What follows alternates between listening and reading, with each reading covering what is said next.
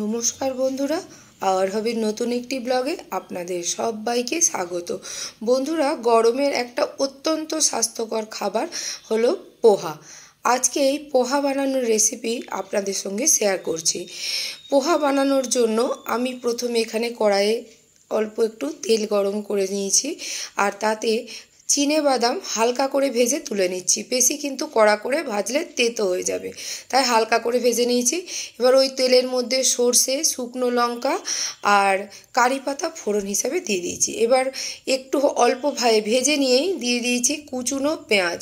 এখানে আমি মোটামুটি দুটো বড় সাইজের পেঁয়াজকে কুচিয়ে দিয়েছি। পেঁয়াজটাকে ভালো করে এখন আমি ভেজে নিচ্ছি।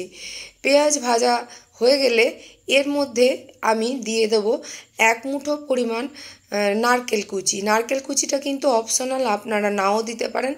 বেশিরভাগই মানুষ দেয় না, কিন্তু আমাদের বেশ ভালো লাগে পোহা দিয়ে নারকেল খেতে, তাই জন্যই আমি এই নারকেলটা এখানে ব্যবহার করেছি।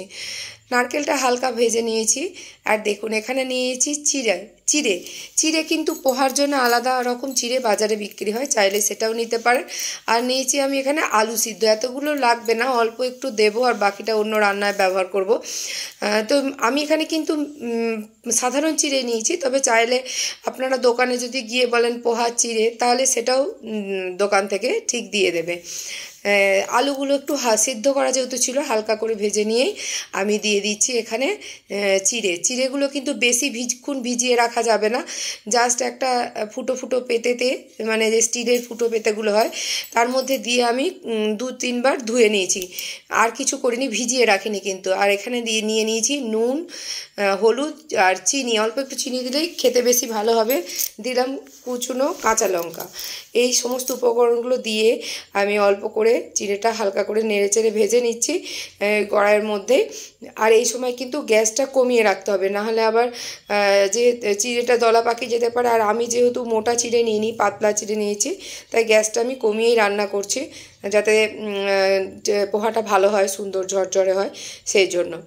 এবার ভাজা হয়ে গেছে আমার, দেখুন আমি দিয়ে দিলাম সেই ভেজে তুলে রাখা বাদামগুলো। আর যদি আপনারা পোহাটা অনেক পরে খান, তাহলে বাদামগুলো কিন্তু সঙ্গে সঙ্গে মেশাবেন না, খাওয়ার ঠিক আগের মুহূর্তে বাদামগুলো মিশিয়ে খাবেন, তাহলে বেশ বাদামগুলো মুচমুচে থাকবে, মানে নিয়ে যাবে না, দাঁতে লাগলে খেতে ভালো লাগবে।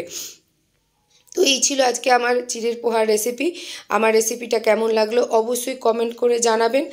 আর আবার নতুন কোনো ভিডিও নিয়ে আপনাদের সামনে আবার অন্য কোনো সময় ফিরে আসবো।